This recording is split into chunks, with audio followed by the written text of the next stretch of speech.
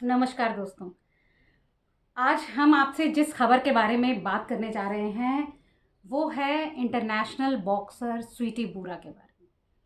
जी हाँ, कई दिनों से ये खबर लगातार चर्चाओं में बनी हुई है के पक्षों के द्वारा दोनों ही लोगों के लिए एक आइडियल कपल बन चुके थे। लेकिन हाल-फिलहाल में जो कुछ उन दोनों की ज़िंदगी में हो रहा है, वो वाक़ई में बहुत-बहुत डिसअपॉइंटिंग है।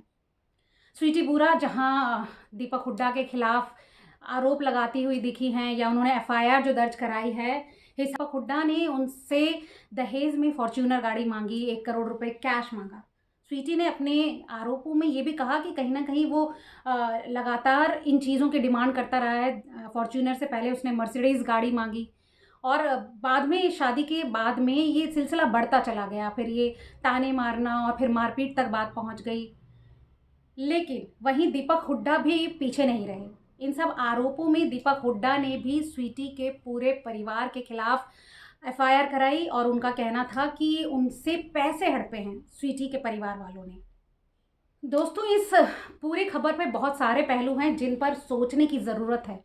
क्या ये वाक़ई में एक पर्सनल जो आपसी इनका तालमेल नहीं बन पाया है, आपसी रिश्तों में मतभेदों के चलते ये पूरा मामला तलाक तक पहुँचा है और अब कहीं न कहीं देश के हर मीडिया चैनल के, हर अखबार की हेडलाइंस बन चुका है। दोनों की अपनी-अपनी बहुत अच्छी फ़ैन फ़ॉलोइंग है और दोनों के फैन्स भी इस पूरे मामले को लेकर काफ़ी डिसअपॉइंटेड हैं, काफ़ी परेशान हैं। इतना खूबसूरत कपल और उनके बीच में अचानक ऐसा क्या हुआ कि बात सुसाइड अटेम्प्ट्स तक पहुंच गई है। दीपक का कहना है कि उनके दिल में भी कहीं न कहीं ख़्याल आया था कि वो भी अतुल सुभाष की तरह सुसाइड अटेम्प्ट कर लें। वहीं स्वीटी बूरा की माँ का भी ये कहना था कि स्वीटी बूरा ने भी अपने शादी के कुछ महीनों बाद सुसाइड अटेम्प्ट किया था और एक बार नहीं, वो 2-3 बार सुसाइड करने की कोशिश कर चुकी हैं। तो दोस्तों, यहाँ सोचने वाली बात ये है कि क्या ये वाक़ई एक आपसी रिश्तों की उलझनें हैं या फिर ये राजनीति से प्रेरित है सारा मामला? क्योंकि जैसा कि आप सभी जानते हैं कि दोनों ने 2024 में भाजपा जॉइन करी।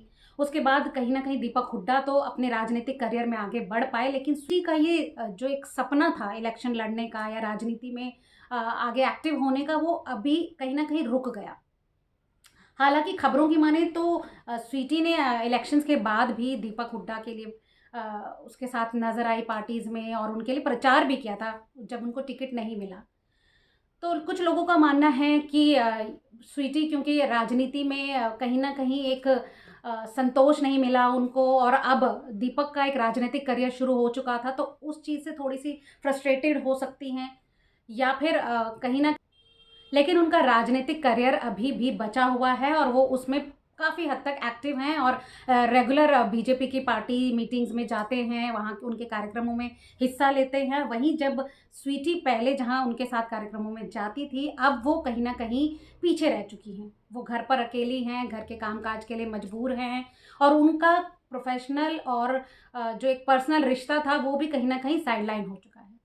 दोस्त मगर दोस्तों, अब एक जो बड़ा सवाल इस पूरे मामले पर उठ रहा है वो ये है कि जिस हद पर अब ये पहुंच चुका है पूरा मामला, जैसे स्वीटी बूरा के अब हाल फिलहाल में उन्होंने आरोप लगाए हैं अपने जो चोटें थी मारपीट की, दीपक हुड्डा द्वारा जो उनको मारा पीटा गया उसकी चोटें भी उन्होंने लोगों के सामने रखी हैं और उनका यहाँ तक कहना है कि दीपक हुड्डा का लड़कों में इंटरेस्ट है, उनका लड़कों के साथ रिलेशन है और यहाँ तक भी उन्होंने दावा किया है स्वीटी ने कि वो जो उनके साथ लड़कों के साथ रिश्ते बनाते हुए उनका कोई वीडियो भी उनके पास है और इसी के आधार पर वो अब दीपक हुड्डा से तलाक की मांग करेंगे कोर्ट में।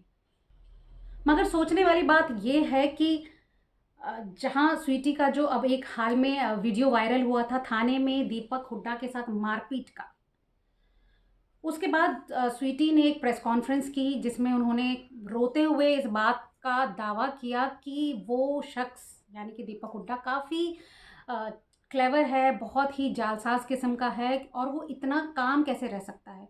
कि स्वीटी का कहना है कि जब वो आपा खो देती है या कहें कि जब उसको पैनिक अटैक्स आते हैं तो दीपक को उसमें बड़ी ही खुशी मिलती है और वो हंस रहे थे उस वीडियो में। स्वीटी बार बार ये कह रही है कि आप देखोगे तो उस वीडियो में जब वो मारपीट करने के लिए अग्रेसिव हो रखी हैं तो दीपक हुड्डा हंस रहे थे। दोस्तों, वाकई ये सोचने वाली बात है कि अगर कोई सामने वाला इतना अग्रेसिव है और आपकी इतनी गंभीर बात चल रही है तो आप ऐसे मोमेंट पे हँस कैसे सकते हैं? वहीं लोगों का कहना है कि स्वीटी बुरा नाटक कर रही हैं और वो रो-रो के लोगों की सिंपैथी गेन कर रही हैं। आपको क्या लगता है? क्या महिला जब अपनी बात कहती है तो क्या उसकी आँखों में आँसू आना हर बार नाटक हो सकता है? या फिर अपने केस को मज़बूत करने की एक ट्रिक हो सकती है? क्योंकि आप लोग भी इस केस को काफ़ी टाइम से फ़ॉलो कर रहे हैं और स्वीटी बुरा ने जो बार-बार अपना एक प्रेस कॉन्फ्रेंस में और उसके बाद उन्होंने अपने सोशल मीडिया हैंडल पर भी आकर अपनी बात रखी। तो जब स्वीटी बुरा इस बात को रखते हुए रो रही हैं, तो क्या वो उनका एक केस को स्ट्रॉन्ग बनाने का या लोगों की सिंपैथी गेन करने का हथकंडा हो सकता है, या वाक़ई वो एक ऐसी औरत है जो जिसने बहुत उम्मीदें करी थी?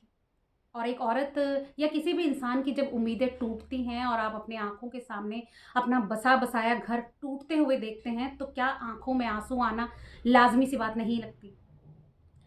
आपका इस पूरे मामले पर क्या कहना है, हमें कमेंट करके ज़रूर बताइएगा और ऐसे ही तमाम और अपडेट्स के लिए जुड़े रहिए हमारे साथ, ऐसे ही तमाम और वीडियोज़ के लिए। बहुत-बहुत शुक्रिया।